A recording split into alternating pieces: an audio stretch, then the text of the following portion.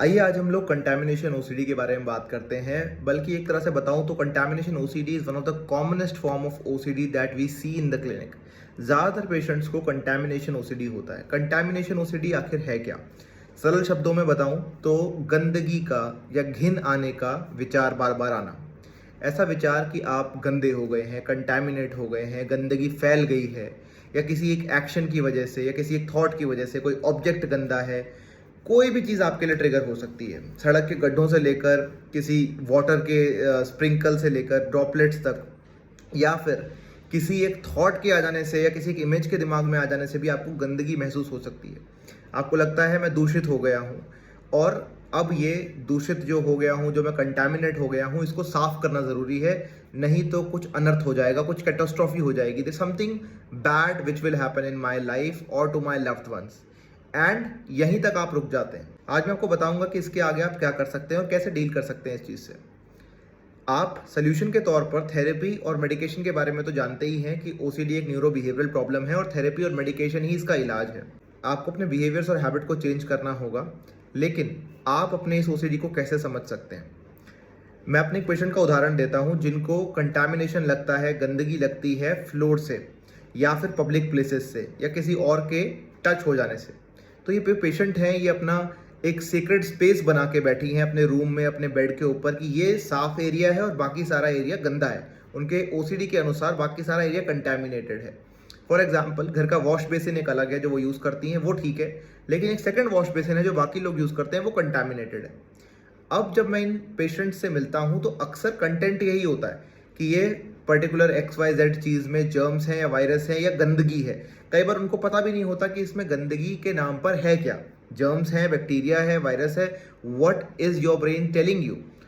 पहला जो मैं स्टेप बताता हूँ कि आपको अपने आप से पूछना होगा। जैसे मैंने इन पेशेंट से पूछा कि ओके, आप मुझे बताइए कि गंदगी है, मान लिया कि गंदगी है, अगर आपका थॉट सच है तो इसका नेक्स्ट स्टेप क्या है? वो सिंक गंदा है, वो XYZ आइटम गंदा है, वो पर्टिकुलर ऑब्जेक्ट गंदा है, खराब है, कंटामिनेटेड है, गंदा है, उससे घिन आ रही है आपको और आप उसको अवॉइड कर रहे हैं। लेकिन आप अवॉइड करें, लेकिन आप पहले मुझे इसका आंसर दें, अपने आप को इसका आंसर दें कि उस गंदगी से, अगर वो गंदा है भी, तो उसका कॉन्सिक्वेंस क्या हो रहा है आपको, आपके साथ उससे कौन सी बुरी घटना घट रही है। एक एग्जाम्पल देता हूँ मैं पैरेलल आपको, बल्कि ये थेरेपी के दौरान ही ये एग्जाम्पल सामने आया था कि अगर मैं ठंडा पानी पी रहा हूँ और मुझे बुखार हो जाता है, तो मैं ये नहीं कहूँगा कि मैं ठंडे पानी से डर रहा हूँ या ठंडे पानी को अवॉइड कर रहा हूँ। ठंडा पानी खराब नहीं है, ठंडे पानी से जो मुझे पीने के बाद फीवर हुआ, जो मुझे रिजल्ट हुआ, जो कॉन्सिक्वेंस मिला, वो कॉन्सिक्वेंस मेरे लिए ठीक नहीं था। क्योंकि मुझे बुखार हो गया, मुझे फीवर हो गया, अब मैं जॉब में या करियर में या कॉलेज स्कूल नहीं जा पा रहा हूँ। That consequence is harmful for me, not the ठंडा पानी, बिकॉज अगर वो इतना ही गंदा होता तो मैं वो पी ही क्यों रहा होता, राइट? कॉन्सिक्वेंस से डर लगता है आप। तो हमें उस ठंडे पानी का डर नहीं है। आप कहेंगे इसमें ट्रिगर पानी है, नहीं, ट्रिगर नहीं है वो। आप पानी को अवॉइड नहीं करना चाहते हो, आप उस कॉन्सिक्वेंस को अवॉइड करना चाहते हो जो उस ठंडे पानी के पीने की वजह से आपको हुआ, जो कि है फीवर। तो अब अगर मैं एक ऐसा मैजिकल पावर आपको दे दूं कि आप ठंडा पानी पी सकते हो, लेकिन आपको कभी बुखार जुकाम कोई बीमारी नहीं होगी, तो क्या आप उसको अवॉइड करोगे? नहीं, आप पानी को अवॉइड नहीं करोगे। आप उस ठंडे पानी से नहीं हेट कर रहे हो या उसने कुछ नहीं बिगाड़ा, आपके फियर्ड कॉन्सिक्वेंस से आप डरते हो।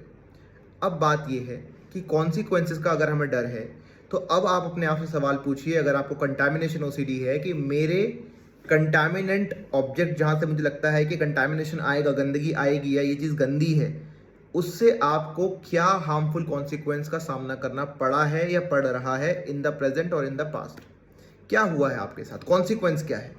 अगर आप मुझे एक सच सच और सही तार्किक रैशनल कॉन्सिक्वेंस बता देते हैं, तो मैं भी आपके साथ साथ वो चीज़ अवॉइड करने को तैयार हूँ। तो आप मुझे बताइए, और 1-8% वाली बात मत बताइएगा, क्योंकि ये ज़िंदगी का एक नियम है कि हर चीज़ में 1% रिस्क हमेशा रहेगा। फॉर एग्जाम्पल, जो मैं हमेशा हर इंसान को देता हूँ कि बाहर रोड पे जाएंगे तो एक्सीडेंट होने का 1% चांस रहेगा, लेकिन दैट डजंट मीन कि हम बाहर जाना छोड़ देते हैं, राइट? हम 1% रिस्क को नहीं, 99% जिंदगी के वजह से, जिंदगी के पॉसिबिलिटीज़ के, अच्छी पॉसिबिलिटीज से ऊपर जाके अपने डिसीजंस लेते हैं। तो 1% रिस्क तो हर चीज़ में है। आप मुझे बताइए कि आपके कंटामिनेशन वाले ऑब्जेक्ट से आपको क्या कॉन्सिक्वेंस का डर है और कितनी बार वो कॉन्सिक्वेंस आपकी ज़िंदगी में घटित हुआ है। अगर नहीं तो हम किससे भाग रहे हैं? अगर कुछ भी नहीं हुआ है आज तक तो हम किससे भाग रहे हैं? यानी कि आपका ब्रेन बस एक रॉन्ग सिग्नल, एक रॉन्ग लिंक क्रिएट कर चुका है, एक नॉर्मल ऑब्जेक्ट को एज अ फियरफुल ऑब्जेक्ट देख रहा है, एज अ डेंजरस ऑब्जेक्ट देख रहा है। क्योंकि अगर वो कंटामिनेशन, अगर वो गंदगी इतनी ही सत्य है तो वो आपके लिए ही क्यों, वो बाकी लोगों के लिए सत्य क्यों नहीं है? और क्यों आपके ओसीडी होने से पहले, before your OCD started, why that same object was non dangerous for your brain? तब तो आपको नॉर्मल लगती थी वो चीज़ें जब आपको ओसीडी नहीं था। So what has happened? क्या उस ऑब्जेक्ट में, उस पर्सन में, उस गंदगी उस प्लेस में है, उस सिचुएशन में है, या there is something wrong which is happening with my brain? तो instead of blaming that object, situation, place, image, person, you have to start taking onus about this problem. आपको ओसीडी की जिम्मेदारी लेनी होगी या ओसीडी को जिम्मेदारी देनी होगी। आपकी गलती नहीं है, ना ऑब्जेक्ट की गलती है, और ना हम ऑब्जेक्ट को जिंदगी में अवॉइड कर पाएंगे किसी भी चीज़ को। वो नॉर्मल ऑब्जेक्ट्स हैं लाइफ के, डे टू डे लाइफ के, जैसे रोड पे चलना या किसी सोफे पे बैठना, कोई सिंक यूज़ करना, पब्लिक टॉयलेट्स यूज़ करना, या फिर डोर हैंडल्स को या डोर नॉब्स को छूना, पब्लिक रेलिंग्स को छूना, पब्लिक ट्रांसपोर्ट में ट्रैवल करना। ये बहुत ही रोज़मर्रा की यूटिलिटी वाली चीज़ें हैं जो लोगों की सहूलियत के लिए बनाई है, ना कि लोगों को परेशानी देने के लिए। तो अब आप मुझे बताएं कि जब ऑब्जेक्ट्स अवॉइड नहीं हो सकते, ये नॉर्मल ऑब्जेक्ट्स हैं, बाकी लोग भी यूज़ कर रहे हैं, आप अपने आप से नहीं भाग सकते, आपकी भी गलती नहीं, क्योंकि आप तो इससे छुटकारा पाना चाहते हैं, इज़न्ट इट? आप तो खुद इसको चाहते हो कि नॉर्मल हो जाए, आपका ओसीडी हट जाए। और आप ही कुछ सालों पहले जब ओसीडी नहीं था, आप इन चीज़ों के साथ, इन ऑब्जेक्ट के साथ एक नॉर्मल इंसान की तरह डील कर रहे थे, without any distress, without any anxiety. How is the problem related to you और द ऑब्जेक्ट? प्रॉब्लम आप में नहीं है, ना ऑब्जेक्ट में है, प्रॉब्लम है हमारे ब्रेन के भेजे हुए रॉन्ग सिग्नल में, कंटैमिनेशन वाले सिग्नल में। तो इसकी रिस्पॉन्सिबिलिटी आप ओसीडी को दीजिए, ओसीडी के केमिकल्स को दीजिए, ओसीडी की बुरी रॉन्ग लिंक्स और आदतों को दीजिए कि हम उसको अवॉइड कर करके या कंपल्सन कर करके हमने उसको एक अननेचुरल चीज़ बना लिया है हमारे लिए। हमने अपने आप को एक्सपेरिमेंट करने का मौका नहीं दिया, सामने जाने का मौका नहीं दिया, उस कॉन्सिक्वेंस को देखने का कि एंड है क्या, एंड में हो क्या रहा है मेरे साथ।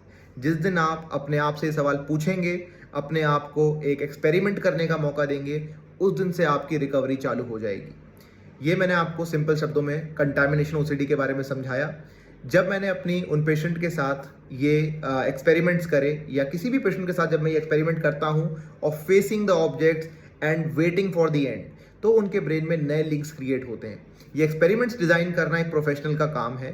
तो इन एक्सपेरिमेंट्स को आप जब डिसाइड करना चाहते हैं या बनाना चाहते हैं, तो इसके लिए एक स्ट्रक्चर्ड थेरेपी और एक ओसीडी एक्सपर्ट से, एक साइकोलॉजिस्ट से मिलना बहुत ज़रूरी है आपके लिए।